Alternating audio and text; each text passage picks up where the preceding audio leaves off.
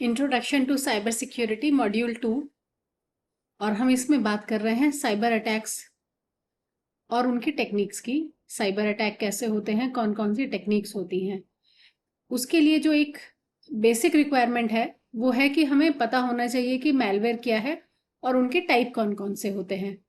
आज हम एपिसोड 2 में एपिसोड 1 को जो बाकी टॉपिक रह गए थे उसको कंटिन्यू करेंगे। हमने एपिसोड 1 में मैलवेयर और टाइप्स पे डिस्कस किया था। हमने जो मैलवेयर डिस्कस किए थे लास्ट एपिसोड में, यानी मैलवेयर की जो टाइप डिस्कस की थी, उसमें हमने एडवेयर डिस्कस किया था। मीनिंग एडवर्टाइजिंग के जो पॉपअप्स हमारे कंप्यूटर पे या मोबाइल डिवाइस पे डिस्प्ले होते हैं और जिनका इंटेंशन जो हमारे कंसेंट के बिना होते हैं और जिनका इंटेंशन मेलिशियस हो सकता है या नहीं हो सकता, मेलवेयर की एक टाइप होती है। एडवेयर हम इसको कहते हैं।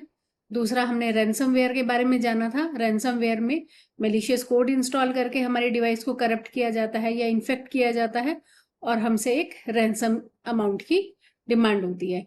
स्केयरवेयर में साइबर अटैकर्स विक्टिम को डराते हैं। वो इस चीज़ का फ़ायदा उठाते हैं कि विक्टिम को इतनी टेक्निकल नॉलेज नहीं है या उसको बेसिक नो हाउ नहीं पता है। सो उसकी मोबाइल डिवाइस पर या कंप्यूटर पे वो मैसेज डिस्प्ले कराते हैं कि आपकी डिवाइस इन्फेक्ट हो गई है, हम आपको टेक्निकल सपोर्ट प्रोवाइड कर देंगे, आप हमारी सर्विसेज बाय कर सकते हैं या आप हमारा सॉफ्टवेयर डाउनलोड कर सकते हैं जो आपकी सिक्योरिटी को फिक्स कर देगा। ऐसे डरा के वो आपकी डिवाइस में इन्फेक्ट कर देते हैं। चौथा हमने पढ़ा था स्पाईवेयर। स्पाईवेयर जैसे कि इसका नाम बताता है कि इनका इंटेंशन होता है आपकी ऑनलाइन एक्टिविटीज पे नजर रखना और डेटा कलेक्ट करना और रिमोट सर्वर्स को दे देना या साइबर अटैकर्स को दे देना। इसके पीछे इंटेंशन बड़ा भी हो सकता है, छोटा भी हो सकता है। जैसे कि एक तो सिर्फ इतना ही इंटेंशन हो सकता है कि साइबर अटैकर्स आपकी ऑनलाइन एक्टिविटीज, आपकी हैबिट्स के बारे में जानना चाहते हैं कि वो जिससे कि वो आपका डेटा किसी थर्ड पार्टी वेंडर को दे सकें और जो आपके लिए कस्टमाइज ऐड आपके डिवाइस पे डिस्प्ले कराएं। दूसरा, जो ऑर्गेनाइजेशंस या गवर्नमेंट के लिए स्पाईवेयर होते हैं, वहां पे कॉन्फिडेंशियल या सीक्रेटिव इंफॉर्मेशन को निकालना पर्पस होता है जिससे कि उसको फर्दर मिसयूज किया जा सके। इसी सीरीज में हम आगे बढ़ेंगे और हम बात करेंगे आज बैकडोर की और वायरसेस की। जब हम बैकडोर कहते हैं तो बैकडोर मैलवेयर को जनरली बैकडोर के नाम से बुलाया जाता है और ये भी जैसे कि इसका नाम बता रहा है कि हिडन है और हमें इसके थ्रू भी किसी भी डिवाइस में, सॉफ्टवेयर में या नेटवर्क में अनऑथराइज एक्सेस साइबर अटैकर्स लेना चाहते हैं। इसके इम्प्लीकेशंस लेजिटिमेट भी हो सकते हैं या फिर कुछ कंट्रोल्ड एक्सेस भी हो सकते हैं फॉर मेलिशियस एक्सप्लॉयटेशन। अब ये वाले जो मैलवेयर है इसमें अनऑथराइज एक्सेस जो साइबर अटैकर्स लेते हैं उसका तरीका होता है कि वो जो स्टैंडर्ड ऑथेंटिकेशन प्रोसीजर आपने लगाए हैं अपने डिवाइस में या किसी ऑर्गेनाइजेशन में स्टैंडर्ड ऑथेंटिकेशन प्रोसीजर्स हैं, उसको वो बाईपास करते हैं जिससे कि बाईपास करके वो डिवाइस या डेटा को एक्सेस कर सकें। जब किसी ऑर्गेनाइजेशन की या गवर्नमेंट की या इंडिविजुअल की सिक्योरिटी बाईपास हो जाती है तब हैकर्स को रिमोट एक्सेस मिल जाता है उन सारे रिसोर्सेज का जो कि उस ऑर्गेनाइजेशन के हैं। वो विद इन द नेटवर्क हो सकते हैं। अगर ऑर्गेनाइजेशन बड़ी है तो कई बार ग्लोबली भी वो लोग एक्सेस पा जाते हैं।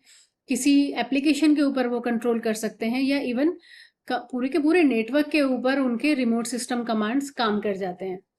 बैकडोर जो है वो बैकग्राउंड में काम करता है और इसको डिटेक्ट करना बहुत मुश्किल होता है। इसमें अटैकर्स को आराम से वो लोग ऑथेंटिकेशन बाईपास कर जाते हैं, सिक्योरिटी मैकेनिज्म को बाईपास कर जाते हैं और इफेक्टिवली वो डिवाइस के अंदर या सिस्टम के अंदर या नेटवर्क के अंदर एक हिडन और परसिस्टेंट एंट्री पॉइंट बना देते हैं जिससे कि बैकडोर हमेशा एक्टिव रहते हैं, हिडन रहते हैं।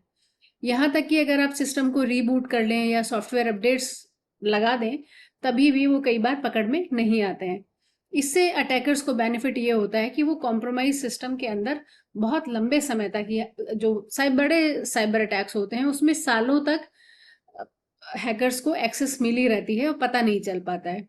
इसका जो मेन बेनिफिट हैकर्स लेना चाहते हैं उसके पीछे उनका पर्पस होता है किसी भी डिवाइस, नेटवर्क या किसी भी बड़े ऑर्गेनाइजेशन के पूरे इंफ्रास्ट्रक्चर पर रिमोट कंट्रोल ले लेना।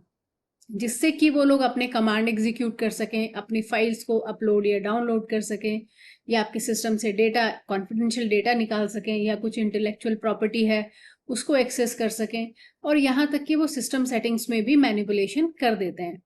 सो वो लॉगिन क्रेडेंशियल आपके निकाल सकते हैं, आपकी पर्सनल इंफॉर्मेशन निकाल सकते हैं, और इसमें हमने ये भी देखा है कि कई बार सॉफ्टवेयर वल्नरेबिलिटीज का एडवांटेज भी हैकर्स ले लेते हैं जब हम बैकडोर की बात करते हैं। नेक्स्ट हम बात करते हैं वायरस की। वायरस बहुत कॉमन टर्म है जो सबने सुनी है, या हम इन जनरल मैलवेयर ना कहकर वायरस का यूज करते हैं। तो वायरस क्या करता है, अपने आप को रिप्लिकेट करता है और एक डिवाइस से दूसरी डिवाइस में स्प्रेड हो जाता है। कई बार इसका इंटेंशन इतना हार्मफुल नहीं होता, वो सिर्फ एक डिवाइस से दूसरे डिवाइस में या फिर कुछ सर्विसेज को डिसरप्ट ही करता है।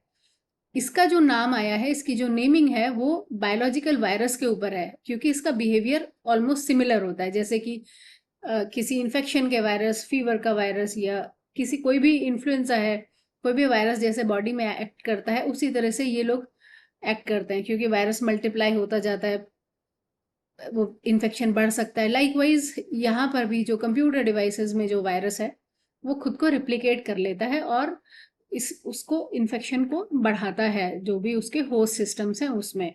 सो हम वायरस को क्या कहेंगे, एक ऐसा कंप्यूटर प्रोग्राम जो जब एग्जीक्यूट हो जाता है तब वो खुद को रिप्लिकेट कर लेता है, और एग्जीक्यूटेबल फाइल्स जिनको हम .exe फाइल्स कहते हैं उसके साथ वो खुद को अटैच कर लेता है। जैसे कि एग्जीक्यूटेबल फाइल में कोई डॉक्यूमेंट हो सकता है, डॉक्यूमेंट में भी वो अपना कुछ कोड भी इंसर्ट कर सकता है।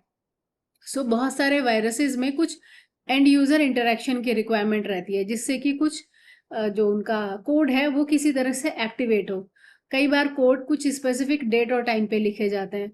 सो इसको अब क्योंकि डिटेक्शन ना हो पाए, इसलिए इसको ऐसे प्रोग्राम किया जाता है कि ये खुद ही म्यूटेट होता रहे। वायरसेस जो है यूएसबी ड्राइव से नेटवर्क पे जब डिवाइस कनेक्ट होती हैं, तो जब हम कुछ फाइल शेयर कर रहे हैं तब, या ईमेल अटैचमेंट के थ्रू हमारे डिवाइस को कनेक्ट करते हैं और स्प्रेड हो जाते हैं ऐसे। अब अगर सिंपल की कैरेक्टरिस्टिक अगर हम वायरस की देखें तो सबसे पहला हुआ रिप्लिकेशन, कि खुद को रिप्लिकेट करता है, मीनिंग अपनी बहुत सारी कॉपी बना लेता है with in the host system. और अगर आपने हार्ड डिस्क के पार्टीशन किए हुए हैं तो ये मल्टीपल पार्टीशन में भी जा सकता है, आपकी जो लेजिटिमेट फाइल्स हैं या प्रोग्राम्स हैं उनको करप्ट कर सकता है। और जब एक बार वायरस का कोड रन हो जाता है तो उसके लिए बहुत आसान है दूसरे फाइल्स को या सिस्टम्स को इन्फेक्ट करना। अब सबसे पहले रिप्लिकेट हुआ, उसके बाद ये स्प्रेड होता है एक डिवाइस से दूसरे डिवाइस, तीसरे डिवाइस, चौथे डिवाइस। अगर हम फाइल शेयर कर रहे हैं, उन फाइल शेयर्स के थ्रू वो दूसरे नेटवर्क में चला जाता है, नेटवर्क से मल्टीपल कंप्यूटर्स में। आपने इन्फेक्टेड सिस्टम के अंदर कोई रिमूवेबल डिवाइस यानी कि कोई यूएसबी डिवाइस यूज की है, उससे फिर वो आपके ऑर्गेनाइजेशन के या ऑफिस के बाहर भी जा सकता है। और कुछ वायरसेस ऐसे होते हैं जो कि बहुत तेजी से रिप्लिकेट होते हैं, और कुछ ऐसे होते हैं जो बहुत धीरे से होते हैं, जिनकी स्पीड स्लो होती है। उसके पीछे इंटेंशन ये होता है कि उसको कोई डिटेक्ट नहीं कर पाए। अब जैसे सबसे पहले इसने रिप्लिकेट किया, फिर ये दूसरे स्टेप पे स्प्रेड होगा, तीसरे स्टेप पे ये कुछ डिस्ट्रक्टिव एक्शन लेगा। डिस्ट्रक्टिव एक्शन कैसे हो सकता है कि वायरस या तो फाइल्स को आपके करप्ट कर देगा, या कई बार हमने ऐसे भी देखा है कि वो ऑटोमेटिकली आपके सिस्टम से फाइल डिलीट होती जाती है। फॉर एग्जाम्पल, आपने कहीं माउस पे क्लिक किया किसी फाइल पे, किसी फोल्डर पे, और वो फाइल रिसाइकिल बिन में पहुंच गई। कई बार वायरसेस कुछ सेंसिटिव इंफॉर्मेशन भी स्टील करते हैं, सिस्टम ऑपरेशंस को डिसरप्ट कर सकते हैं, जैसे आपकी परफॉर्मेंस लो हो सकती है, सिस्टम हैंग हो सकता है, और यहाँ तक कि कंप्यूटर कई बार अनयूजेबल भी हो जाते हैं। एंड उसके अलावा एक और जो स्टेप बचा वो है खुद को छुपा के रखने का। सो डिटेक्शन नहीं होने पाए, इसलिए वायरस कुछ ऐसी टेक्निक्स उसमें लगी होती हैं कि उनकी जो प्रेजेंस है वो इतनी इजीली पता नहीं चले। और उसमें जैसे कि कुछ टाइम स्टैम्प्स ऐसे हो सकते हैं कि उससे नहीं आप जान पाए कि आज ही कुछ इंस्टॉल हुआ है। ऐसा हो सकता है कि उनका जो कोड है वो इनक्रिप्टेड हो, तो एंटीवायरस सॉफ्टवेयर उस कोड को नहीं पढ़ पाए, तो नहीं पता चल पाए। ये रहा हमारा वायरस के बारे में। अब हम नेक्स्ट बात करेंगे रूट किट की, कि रूट किट जो मैलवेयर है वो कैसे होता है। इस मैलवेयर को सिस्टम के अंदर कोई बैकडोर एंट्री क्रिएट करने के लिए ही बनाया जाता है। ये क्या करता है, ऑपरेटिंग सिस्टम के अंदर एक को मॉडिफाई करता है। अब अटैकर्स जिससे जब ऑपरेटिंग सिस्टम आपका मॉडिफाई हो जाएगा तो अटैकर्स आपके सिस्टम पे इजीली एक्सेस कर पाएंगे। तो रूट किट का एडवांटेज जो साइबर अटैकर्स लेते हैं वो किसी भी सॉफ्टवेयर की वल्नरेबिलिटी को एक्सप्लॉइट करके और उसका सिस्टम का वो एक्सेस लेते हैं, और जिससे कि वो फर्दर ऑपरेटिंग सिस्टम की फाइल को मॉडिफाई कर सकें। अब जब हम रूट किट की बात करते हैं कि वो क्या मॉडिफाई कर सकते हैं, तो जैसे सिस्टम में फॉरेंसिक्स है या कुछ मॉनिटरिंग टूल है, उन उस वहां पर भी वो कुछ मॉडिफिकेशन कर सकते हैं। जैसे कि फॉर एग्जांपल किसी सिस्टम का डेट एंड टाइम चेंज किया जा सकता है, और या फिर कुछ ऐसी एक्टिविटी की जा सकती है कि जो आपने उसमें सॉफ्टवेयर डाले हैं या एंटीवायरस सॉफ्टवेयर डाले हैं या इंटरनेट प्रोटेक्शन टूल्स डाले हैं वो उसको आइडेंटिफाई नहीं कर पाए। एक बार अगर कंप्यूटर इन्फेक्ट हो जाता है किसी रूट किट से, तो उसको वाइप करना बहुत मुश्किल होता है, और मोस्टली सिस्टम को सॉफ्टवेयर को रीइंस्टॉल करना पड़ता है। मीनिंग आपको फॉर्मेट करके और विंडोज ही दोबारा डालना पड़ेगा, या जो भी कोई दूसरा आप मैक या कोई और जो भी ऑपरेटिंग सिस्टम आप यूज कर रहे हैं। Root kit normally operating system को ही करप्ट करती है, क्योंकि वो क्या करेंगे कि कुछ ऐसा मॉडिफिकेशन करेंगे, उन्होंने कुछ अपना कोड डाला और उसको मॉडिफाई कर दिया, और जो आपके लेजिटिमेट सॉफ्टवेयर हैं जैसे एंटीवायरस या फायरवॉल्स वो नहीं डिटेक्ट कर पाते कि ये ऑपरेटिंग सिस्टम की फाइल है या ये कुछ मेलिशियस है। सो रूट किट बहुत हार्मफुल होता है, इसीलिए इसको हम मेलिशियस सॉफ्टवेयर या मेलवेयर की कैटेगरी में रखते हैं। और इसका भी पर्पस कुछ अनऑथराइज एक्सेस लेना है किसी भी डिवाइस का, अपनी प्रेजेंस को ये भी छुपा के रखता है, और अपनी एक्टिविटीज को भी ये यूजर और सिस्टम एडमिनिस्ट्रेटर से भी छुपा के रखता है। तो ये भी कोवर्टली काम करते हैं, और इनको डिटेक्ट करना और रिमूव करना बहुत मुश्किल होता है, क्योंकि ये ऑपरेटिंग सिस्टम के लेवल पर या कर्नल के लेवल पर काम करते हैं। अब अगर हम इसके की कैरेक्टरिस्टिक्स की बात करें, तो सबसे पहला है प्रिविलेज एस्केलेशन। रूट किट को ऐसे डिजाइन किया जाता है कि उनको किसी भी सिस्टम का रूट का एक्सेस यानी कि एडमिनिस्ट्रेटिव लेवल के एक्सेस मिल जाए, जिससे कि उन्हें सिस्टम के रिसोर्सेज पे पूरा कंट्रोल मिल जाए। जब एक बार एडमिन के राइट्स मिल जाएंगे तो सिस्टम का पूरा कंट्रोल भी मिल जाएगा। दूसरा जो इसमें एक्टिविटी की जाती है कि रूट किट को ऐसे बनाया जाता है कि वो उनकी जो प्रेजेंस है किसी भी इन्फेक्टेड सिस्टम में वो छुपी रहे, जैसे कि, और जिससे कि वो जो ऑपरेटिंग सिस्टम के जो फंक्शंस हैं उसमें वो चुपचाप से मैनिपुलेशन कर सके। जैसे कि कुछ प्रोसेस की लिस्टिंग है, फाइल डायरेक्टरीज हैं, या कुछ फाइल्स को हाइड करना है, कुछ प्रोसेसेस को हाइड करना है, या नेटवर्क कनेक्शंस को हाइड करना है, ये रूट किट बैकग्राउंड में काम करता है। फिर वो परसिस्टेंसी, यानी कि उनको वहां पे बने रहना है, जिससे कि सिस्टम के ऊपर उनका कंट्रोल बना रहे, चाहे हम सिस्टम को या सर्वर को रीबूट भी कर दें तभी भी उनकी जो परसिस्टेंसी है रूट किट्स की वो बनी रहनी चाहिए। इसके अलावा रिमोट कंट्रोल की बात आती है। क्योंकि मेलिशियस पर्पस के लिए यूज कर रहे हैं, डेटा स्टील हो रहा है, और इसका पर्पस किसी दूसरे सिस्टम पे अटैक लॉन्च करना भी हो सकता है, या ये बॉटनेट का पार्ट भी हो सकते हैं। इसलिए इनकी कोशिश ये रहती है कि रिमोट कंट्रोल जो सिस्टम का उन्होंने लिया है अटैकर्स ने वो बना रहे। फिर कर्नल लेवल एक्सेस, क्योंकि ये कर्नल लेवल पे जो ऑपरेटिंग सिस्टम का जो कर्नल होता है उस लेवल पे रूट किट्स काम करते हैं। तो और कर्नल क्या है, ऑपरेटिंग सिस्टम का एक कोर पार्ट होता है। ये मैनेजर करता है हार्डवेयर और सिस्टम रिसोर्सेज दोनों को। कर्नल लेवल पे अगर रूट किट कोई आ जाता है तो उसको डिटेक्ट करना और रिमूव करना अपने आप में एक चैलेंजिंग टास्क है। अब रूट किट भी बहुत सारे तरीकों से डिलीवर किए जाते हैं। एक तो इन्फेक्टेड सॉफ्टवेयर डाउनलोड्स के थ्रू, ईमेल अटैचमेंट के थ्रू, या किसी ऑपरेटिंग सिस्टम की किसी वल्नरेबिलिटी को एक्सप्लॉइट करके। और डिटेक्ट और रिमूव करना इतना कॉम्प्लेक्स और चैलेंजिंग होता है कि क्योंकि ये अपने आप को कर्नल लेवल पे, जैसे मैंने अभी बताया, कि हाइड कर लेते हैं। तो कुछ स्पेशलाइज्ड एंटी मेलवेयर टूल्स आते हैं या कुछ सिक्योरिटी प्रैक्टिसेस हैं जो कि नेसेसरी हैं to identify and eradicate root kits from an infected system. इसलिए ये कहा जाता है कि आप अपने ऑपरेटिंग सिस्टम और सॉफ्टवेयर को हमेशा ही अपडेट रखें, सिक्योरिटी पैचेस इंस्टॉल करते रहें। अब नेक्स्ट आता है ट्रोजन हॉर्स। ट्रोजन हॉर्स क्या होता है? वायरस के बाद हमने ट्रोजन हॉर्स के बारे में बात की थी। इनका भी इंटेंशन अगर सेम है, मेलिशियस ऑपरेशन कैरी करेंगे और अपने ट्रू इंटेंट को ये भी छिपा के रखेंगे। लेजिटिमेट लगते हैं पर बहुत डेंजरस होते हैं। तो ट्रोजन्स क्या करते हैं, यूजर के प्रिविलेज को एक्सप्लॉइट कर लेते हैं, जैसे कि हमने रूट किट में भी देखा कि एडमिन के जो प्रिविलेजेस हैं उनको एक्सप्लॉइट कर लिया। रूट ट्रोजन की जो प्रेजेंस होती है वो फाइल्स में, इमेज फाइल्स में, ऑडियो फाइल्स में या गेम्स में मोस्टली ज़्यादा होती है। ट्रोजन्स वायरस की तरह रिप्लिकेट तो नहीं करते खुद को, लेकिन एक किसी भी सॉफ्टवेयर में अपनी एंट्री लेने के लिए वो एक डिकॉय की तरह काम करते हैं, जिससे कि यूज़र को उनके ऊपर कोई शक ना हो। तो जो ट्रोजन हॉर्स है उसे शॉर्ट में हम ट्रोजन भी कहते हैं। तो हम इसे कहेंगे कि ये एक ऐसा मैलवेयर है जो खुद को एक लेजिटिमेट सॉफ्टवेयर की तरह डिस्गाइज करता है, और जिससे कि यूजर्स को ये डिसीव कर सके और उनके कंप्यूटर सिस्टम्स की उसे अनऑथराइज्ड एक्सेस मिल सके। अब अगर फर्क करना है वायरस और ट्रोजन में, तो ट्रोजन अपने आप को रिप्लिकेट नहीं करता और वायरस खुद से रिप्लिकेट कर लेता है। और अगर हम ट्रोजन की कुछ की कैरेक्टरिस्टिक देखें तो इसकी भी डिसेप्टिव अपीयरेंस है। इसमें ये खुद को सॉफ्टवेयर्स के पीछे, गेम्स के पीछे, डॉक्यूमेंट्स के पीछे हाइड करके रख सकता है। ये भी अनऑथराइज एक्सेस लेता है किसी भी सिस्टम की। और इसमें जो है ट्रोजन्स टिपिकली कुछ मेलिशियस पेलोड कैरी करते हैं। ये जो पेलोड्स होते हैं ये कुछ ऐसे हार्मफुल एक्शन होते हैं जिनको स्पेशली डिज़ाइन किया जाता है कि हाँ, इस पेलोड का पर्पस ये है। जैसे कि पेलोड हो सकता है कि सेंसिटिव इंफॉर्मेशन को स्टील करना, या फिर किसी दूसरे मैलवेयर को सिस्टम में इंस्टॉल कर देना। तो इस तरह से पेलोड डिफाइन किए जाते हैं। फिर ये भी बैकग्राउंड में काम करते हैं यूजर की नॉलेज के बिना। फिर इनका जो डिस्ट्रीब्यूशन की अगर हम बात करें तो ईमेल अटैचमेंट्स हैं, फेक डाउनलोड्स, कॉम्प्रोमाइज वेबसाइट्स, और यहाँ तक कि ये लेजिटिमेट सॉफ्टवेयर के साथ भी खुद को इनको बंडल कर दिया जाता है।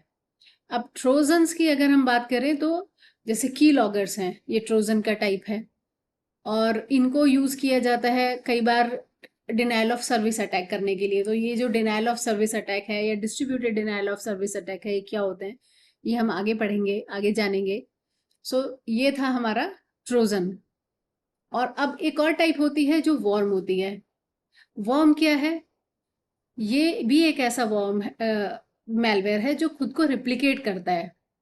लेकिन वायरस में क्या होता है कि वो होस्ट प्रोग्राम की उसको जरूरत होती है रन करने के लिए। मीनिंग आपने कोई वर्ड का डॉक्यूमेंट खोला, और वर्ड के डॉक्यूमेंट खोल के जैसे ही आपने खोला तो वायरस आपके सिस्टम में एग्जीक्यूट हो गया।